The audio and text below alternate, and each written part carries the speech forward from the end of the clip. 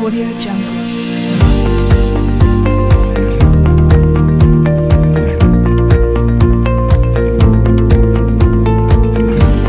Audio Jungle.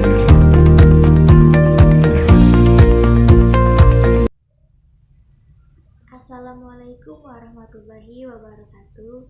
Halo, apa kabar semuanya? Semoga dalam keadaan baik ya.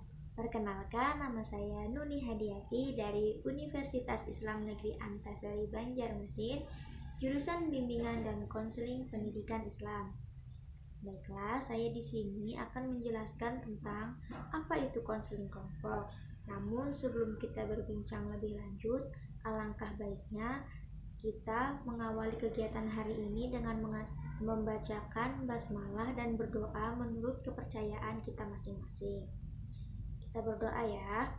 Baiklah, berdoa mulai.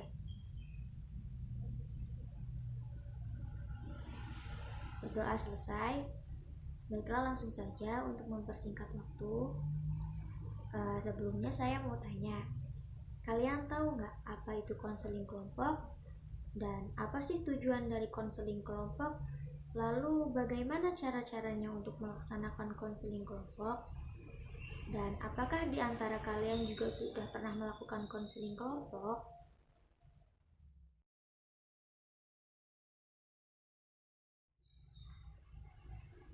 Baiklah, langsung saja. Jadi, konseling kelompok adalah layanan yang diberikan kepada sejumlah individu atau peserta didik dalam bentuk kelompok dengan memanfaatkan dinamika kelompok untuk saling belajar dari pengalaman anggota kelompok lainnya guna agar peserta didik mampu menyelesaikan masalah yang dihadapinya. Selanjutnya ada tujuan dari konseling kelompok, yaitu memfasilitasi peserta didik atau konseli dalam perubahan tingkah laku, mengkonstruksi pikiran, membuat keputusan yang bermakna bagi dirinya, dan berkomitmen untuk mewujudkan keputusan tersebut dengan penuh tanggung jawab dalam kehidupannya dengan memanfaatkan situasi kelompok.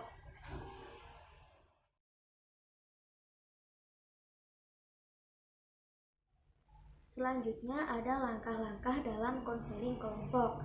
Yang pertama ada pra-konseling. Dalam pra-konseling ada yang namanya pembentukan kelompok. Kelompok dibentuk dari 2 sampai 8 orang peserta atau konseling yang memiliki masalah relatif sama. Mereka adalah yang merasa memiliki masalah perorangan, datang sendiri sesuai tawaran bantuan atas masalah tertentu yang telah diumumkan oleh guru bimbingan dan konseling atau konselor. Secara bersama memiliki masalah yang sama atau masalah individu dalam kelompok yang membutuhkan bantuan guru bimbingan dan konseling atau konselor. Diundang oleh guru bimbingan dan konseling atau konselor karena berdasarkan hasil dari asesmen atau observasi perilaku pada saat layanan, atau juga referral dari guru mata pelajaran dan lain sebagainya. Lalu di dalam pra-konseling yang kedua yakni menyusun RPL konseling kelompok. Langkah-langkah yang kedua yakni pelaksanaan konseling kelompok. Di dalam pelaksanaan konseling kelompok ada beberapa tahap yang harus kita lakukan. Yang pertama ada tahap awal. Tahap ini merupakan tahap kunci yang akan mempengaruhi keberhasilan konseling kelompok.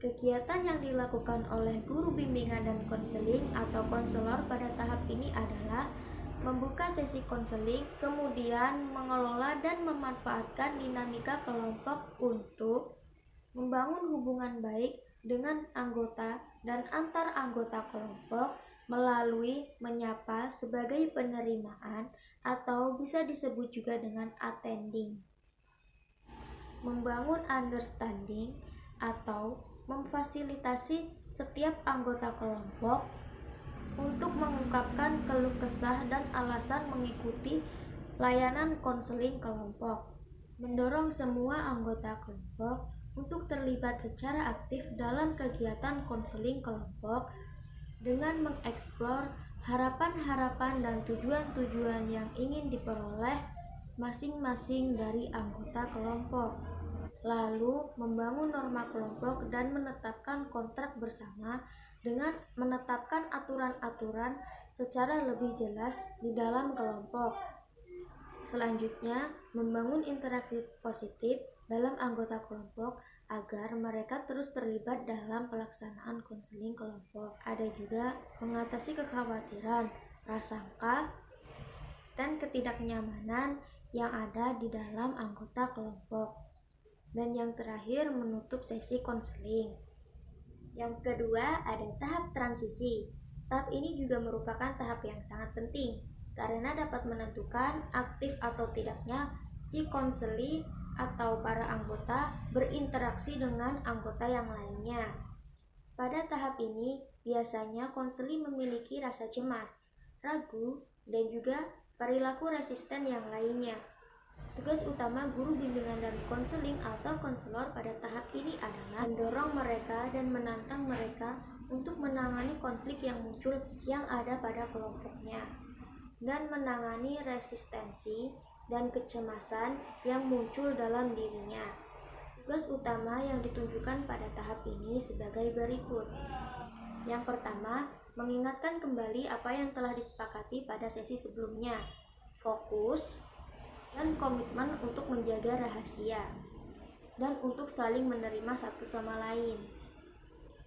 Yang kedua, membantu individu untuk mengekspresikan dirinya secara unik, terbuka dan mandiri, membolehkan perbedaan pendapat dan juga perasaan.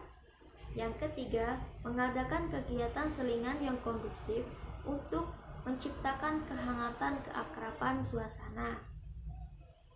Yang keempat, memberikan contoh bagaimana mengekspresikan perasaan agar mudah dipahami oleh orang lain atau kawan anggotanya. Yang kelima, memberikan contoh mendengarkan secara aktif agar mampu memahami apa yang disampaikan oleh orang lain. Dan yang ketiga, ada yang namanya tahap kerja.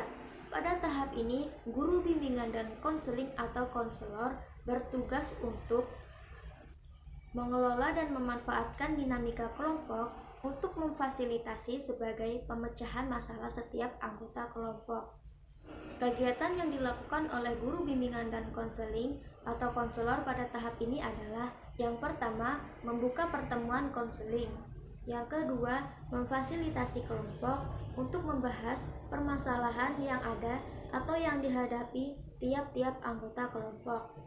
Ketiga, mengeksplorasi masalah yang dikeluhkan oleh salah satu anggota kelompok. Yang keempat, memfasilitasi semua anggota kelompok untuk memusatkan perhatian pada tujuan yang akan dicapai oleh masing-masing. Mempelajari perilaku baru, berlatih perilaku baru, dan mengembangkan ide-ide baru, serta mengubah perilaku lainnya. Yang kelima, memandu kelompok untuk merangkum poin-poin belajar yang ditemukan pada setiap sesi konseling kelompok. Yang keenam, memberikan penguatan terhadap perasaan, pikiran, dan perilaku baru yang diperoleh dalam proses konseling, guna untuk direalisasikan dalam kehidupan yang nyata. Yang ketujuh, yaitu menutup sesi konseling. Yang dilakukan oleh guru bimbingan dan konseling atau konselor pada tahap pengakhiran ini adalah: yang pertama, memfasilitasi setiap anggota kelompok untuk merefleksikan tentang berbagai pengalaman yang telah didapat atau dipelajari dalam sesi konseling, bagaimana melakukan perubahan, serta bagaimana memanfaatkan apa-apa yang telah didapatkan. Yang kedua, bersama dengan anggota kelompok mengakhiri seluruh rangkaian kegiatan. Tiap sesi memerlukan waktu 45 menit sampai dengan 90 menit sesuai dengan kesepakatan yang telah disepakati oleh anggota kelompok. Dan langkah yang terakhir adalah pasca konseling.